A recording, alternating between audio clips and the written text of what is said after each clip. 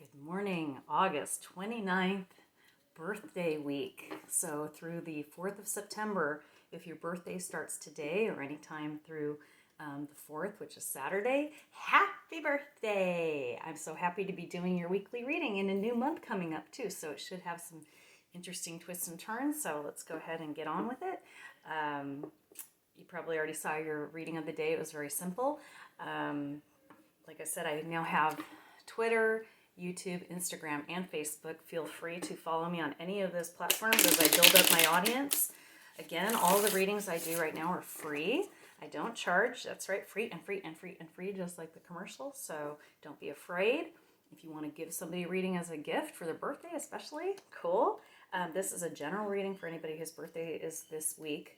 But again, if you would like a more specific reading for yourself, don't be afraid to ask. I'd be more than happy to do it. I have the time, and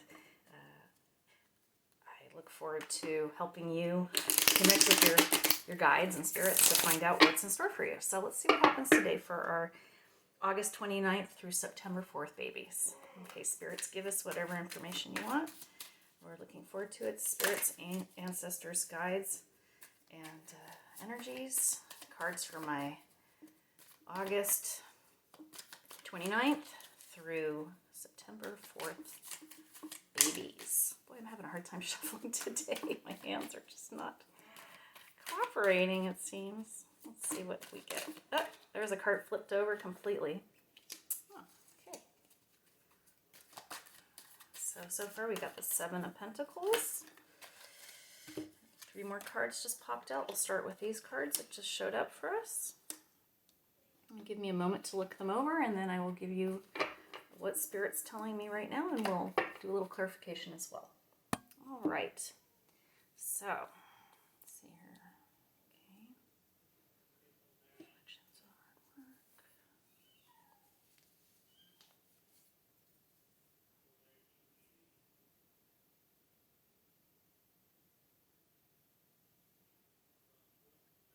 work. Okay. So we're starting out with the Seven of Pentacles. As you can see, the Seven of Pentacles, it's representing all the hard work you've done up till now. You've been thinking about it. You've been looking back and reflecting on the work that you've done in your life, whether it be your actual occupation or just things that you've worked on in the last year or two to build up where you are now. And so you're looking back, you're reflecting, you're seeing what has blossomed, what has grown, what maybe has not worked out so well for you. This is also a card with a spiritual energy. So again, it's about introspection and reflection.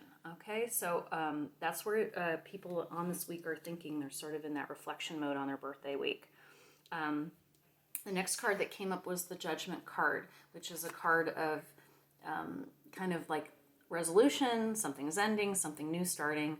And it's also saying that you're facing up your mistakes and your good moves that you've made. They're sort of like it's all coming to fruition now. This is the Judgment card, means that things are kind of coming to the end, and the result is obviously a consequence or a reward for what you've done in the past. So that's a pretty clear message right there. The third card that came up was our Ace of Wands.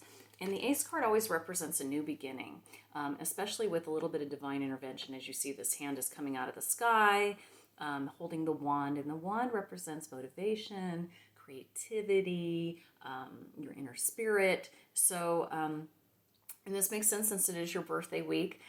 Maybe you're, as I said, reevaluating. You're looking at, what you did right this last year, what maybe you weren't so happy about. It's a new beginning. Maybe you're starting to appeal more to your creative side, getting away from so much of the everyday grind and starting to think about things that feed your spirit and make you feel alive.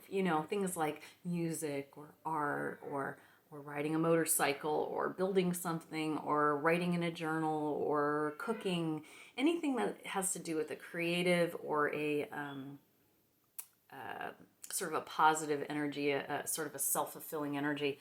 That's what your focus is going to be this year, is really taking care of that inner spirit that you have, that maybe you've been focusing so much on work and survival and all these things that maybe it's time to start thinking about the more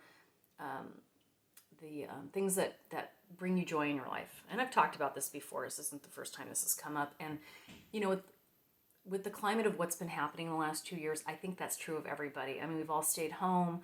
We've all not had the contact we normally do. We're all sort of trying to ease back into it. Now it looks like we're going to have to pull away again. And so sometimes in that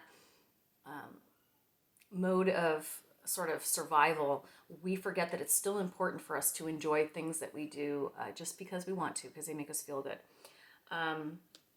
Another card that came out to clarify this sort of reflection card is this King of Cups. So this has to do with fulfillment, and the King energy is obviously a masculine energy. The King of Cups is sort of like the father figure, like overlooking everybody, overlooking his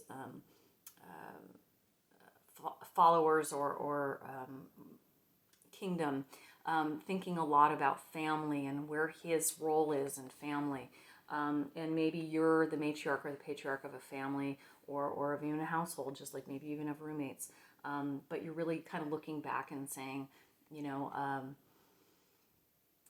I really want to recover my sense of control in my family, my sense of I'm in charge. Maybe if you do have children, you know, during this time of COVID, you've let them kind of get away with a few things, maybe not do their chores or, you know, whatever. But it's time to kind of take that back. You need to get back into some sort of normalcy.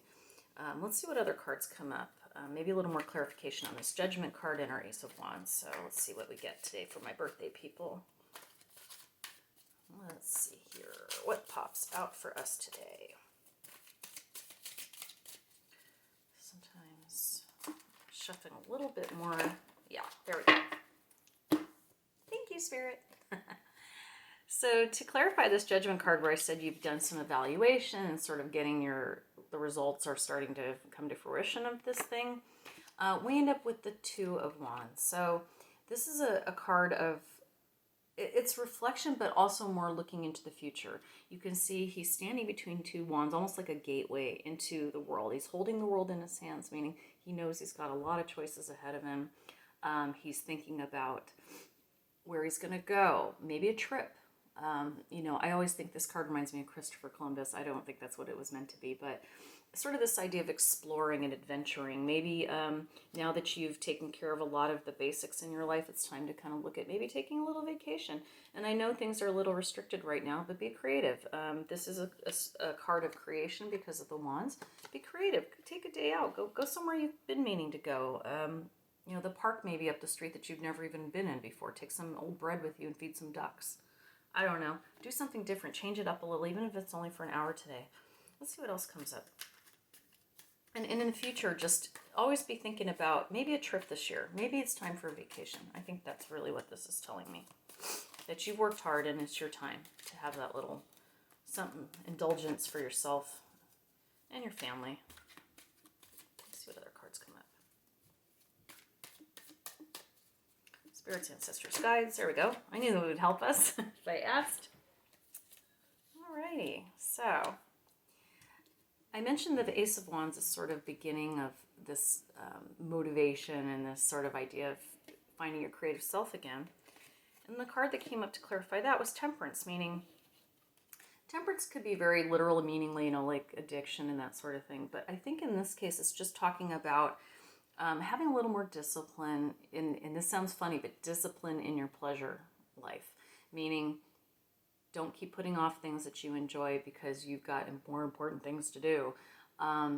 It is important that you feed your spirit and your creative side. So this is about not getting lazy, not choosing the sleep in, not choosing the overindulgence in drink or food or whatever to please yourself. Those things are not, they are very temporary pleasures that do not serve you.